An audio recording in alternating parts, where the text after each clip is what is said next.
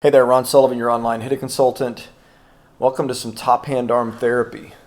This young lady has been working the last 7 days on a drill to help her improve her top hand arm. What this video is here on the right is day 8. I asked Dad, I said, we've been working on an isolated movement.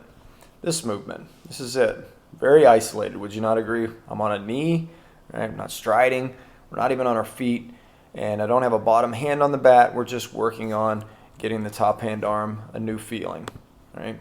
So on day 8, I said, hey, Dad, let's put 2 hands on the bat just to see where she's at. And this is the product of that. This is the result of 7 days of work with top hand arm therapy, all right? Now, one of the things that I'm going to go ahead and play this out, all right? And I think many of you will see some significant differences already. Here we are on just day 8, basically at the halfway point, right? And so I want to talk about some of the changes that happen that really would seem like they have nothing to do with the top hand arm. My point all along has been a lot of the things that we're chasing with young players, we tend to dissect the swing in so many different parts. Right? And I think that usually, as a fundamental principle, when you understand what the top hand arm does, a lot of things change. Right? So let me use this as an example. So when a player is going into their weight shift, we're usually looking for a very athletic posture here. Now I want you to see, in this day 8 video, I said, hey, put 2 hands on the bat. She hasn't swung the bat with 2 hands on the bat. I want you to see some of the changes that have taken place. Now I want you to think of what young players normally feel. This is the player that's doing the hitting for young players, and this is why you see elbow draggers and players that cast the bat, right? They're using their body to help bring the bat along, right? Instead of getting their body behind the bat as they're making contact, they will typically lunge out. When you train a player how to use their top hand arm better, suddenly this becomes the main driver, and that's what you want. You want a player to be able to hit a ball with that piece of their body, right, and get behind a ball to destroy a ball, right? And so that's exactly what's happening. Anything that you see here, again, remember, she's been working with one arm. Suddenly, what do you see in her posturing? We didn't talk about having a more aggressive athletic posture when she was going into her weight shift.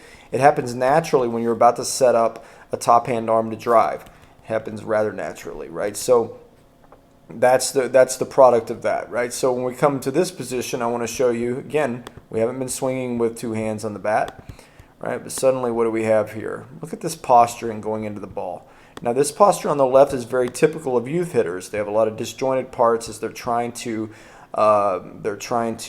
basically use their body in such a way to get the barrel to catch up, right? So they have to lean forward because everything's chasing from behind. And here, when you train a player to use their backside more efficiently, right, they're naturally going to want to stay in a posture to allow that to all take place, to allow that top hand arm to move and to get behind a ball. That's the change you see in her posture overall here, right? Again, remember, 7 days in a row of doing this brought about all the changes that I've pointed out so far. Right? And I'm going to point out even more significant changes. Look at this bottom hand arm. Now, most of you are going to find this unbelievable, and I get it. I get it. I sent Dad a message. I said, let me confirm you guys haven't worked on any bottom hand drills since you've been doing the therapy. Nope, we've been working on your isolation drill. Now, if you recall back to my last video, this is what I was talking about. That a lot of the bottom hand arm issues where people are telling you to take your arm up over or keep your arm bent, really unnecessary when a player understands what the top hand arm's job is. The bottom hand arm will always respond to that. So if you have players that are arm bars at home, they're not arm barring just to make you mad. They're arm barring because they don't understand what their top hand arm has to do, right? And so I think you all can see a very significant difference in the action of the bottom hand arm here as the top hand arm is really dictating a lot of that movement, right? And so that's very significant in itself. Right? Not to mention, let me work back real quick. We want to elevate balls these days, right? Everybody wants that. And it goes back to this posture. This is why professional players elevate balls more than young players do, because young players normally have these disjointed parts, right? If I position my body in such a way that I can elevate, this is how the conversation will change soon, right? We'll stop talking about how players are swinging up. You'll start noticing that guys and gals are putting themselves in positions where they can elevate the ball.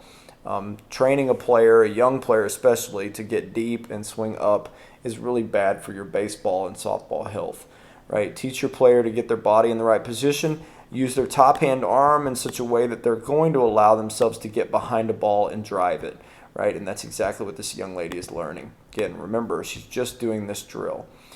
One of the things that I really am excited about, and I love talking about this, because most of the elite swing experts, right, will talk about shoulder tilt. And it's something that I cringe every time, because I would never talk to a young player about tilting their shoulders. It makes no sense. It's a complete misunderstanding. But I'm going to give you a reason why there's a complete misunderstanding and why guys talk about tilting shoulders. Now, you have to recall, when you hear a guy talking about that, right, there's some guy on YouTube, right, oh, there's a tilt drill.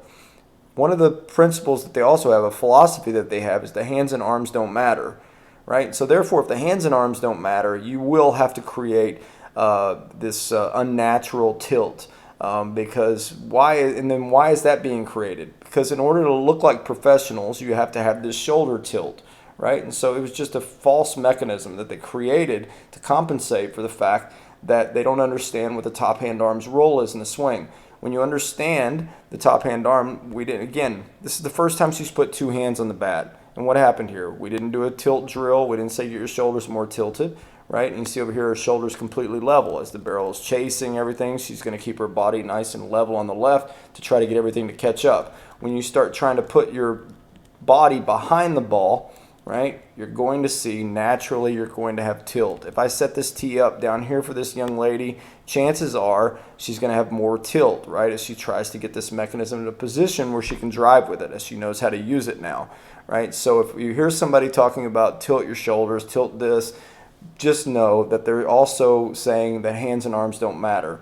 What this video is evidence that the top hand arm matters to young players. If you see all these changes that have taken place, right, off of one simple idea, getting a player to feel and understand what is the role of the top hand arm, a lot of stuff can change.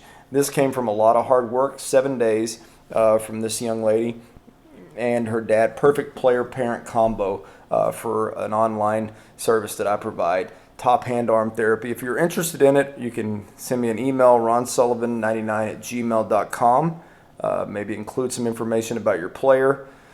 Also include maybe a video of your player across the plate like this. And I've currently got a short waiting list, and I'm going to have a break for Thanksgiving. So after Thanksgiving, we'll get things fired back up, and we'll get you in as fast as possible. Ron Sullivan, your online hitting consultant. Thanks.